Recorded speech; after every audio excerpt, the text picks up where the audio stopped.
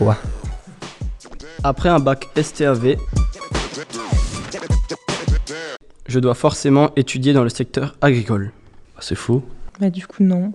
Ah, pas forcément en vrai. C'est comme un peu tous les bacs, on n'est pas forcément obligé de faire ce qu'on nous a dit. Nous, on a une dans notre classe qui va partir dans tout ce qui est école d'art.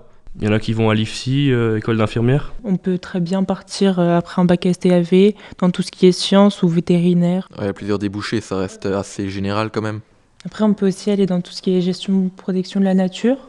Et donc, c'est pas du tout un secteur qui est lié à l'agriculture. En fait, il y a deux spécialités.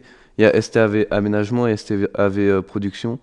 Donc c'est vrai que c'est dans des domaines qui ont un lien avec la nature, mais pas forcément l'agricole.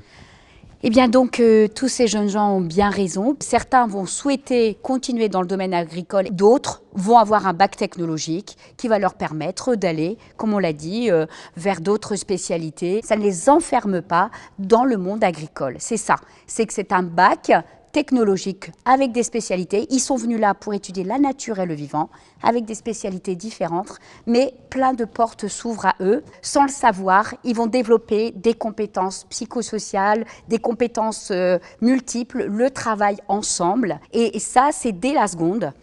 Ils apprennent ça et donc quand ils arrivent en terminale, ils sont prêts pour faire des études supérieures ou peut-être éventuellement travailler, puisque le bac technologique permet aussi de s'installer si vraiment ils en avaient l'envie immédiate.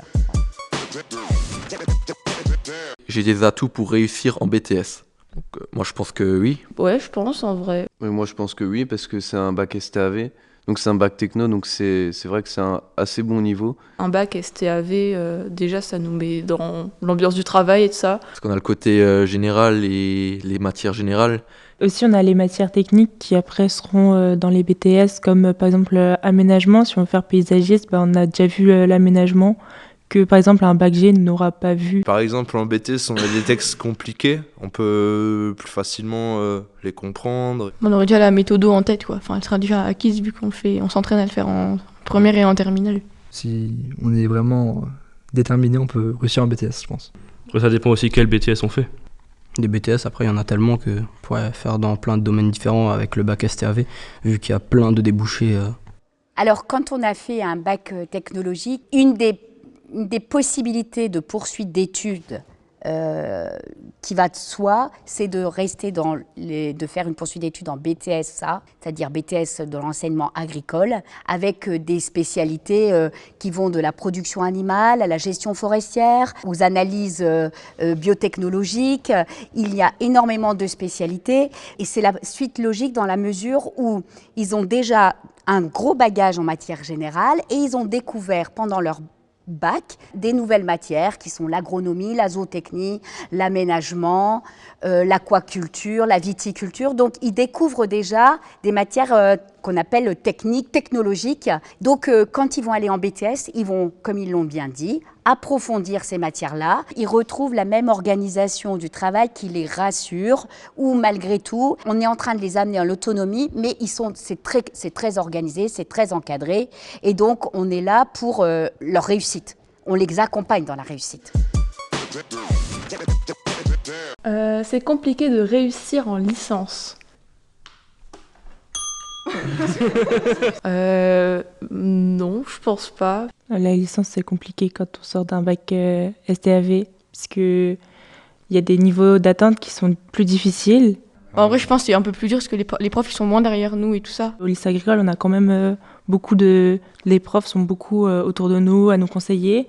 Si on est une personne qui aime bien les travaux pratiques sur le terrain ou en labo, ce ne sera pas forcément pour nous, vu qu'il y a beaucoup de cours en théorique. Et après, c'est possible si on a un bon dossier. Si on travaille bien, si on est motivé, si on a vraiment envie d'aller au bout de ce qu'on veut faire, franchement, je pense qu'on peut réussir. Il y a certainement une histoire de rythme, plus de matière générale, moins de travaux pratiques qui donnent du sens à ce qu'ils apprennent, donc ça les déstabiliserait. Mais si on veut aller en licence à l'université après un bac technologique, eh bien, quelques licences sont choisies, sont sont accessibles. La licence d'agronomie à Colmar, les licences de géographie, licence de biologie. Donc il existe quand même des domaines de prédilection qu'on pourrait imaginer où les jeunes auront quand même les bases et pourront faire une poursuite d'études réussie. Tout le monde n'a pas le même bagage.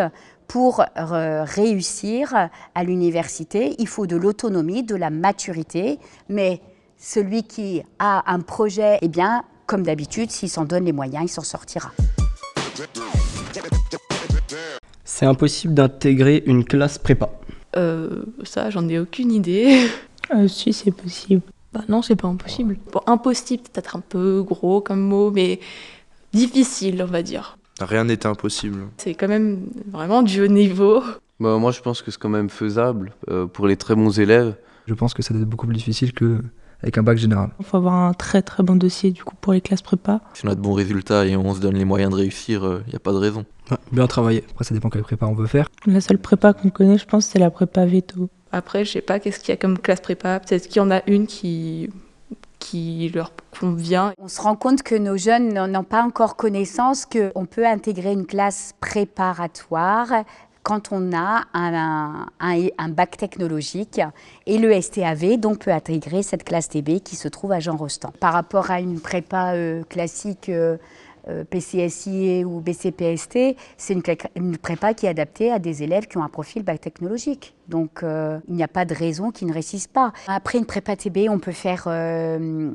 on peut intégrer une école d'ingénieur ou devenir vétérinaire, travailler dans la géologie, dans la biologie, dans la biotechnologie. Pour moi, quand on passe par une classe préparatoire, ça donne quand même sacrément des billes pour affronter tout le monde professionnel. Je pense que ça donne une manière de réfléchir, de travailler, qui de toute façon, on en récolte les fruits bien plus tard dans son travail.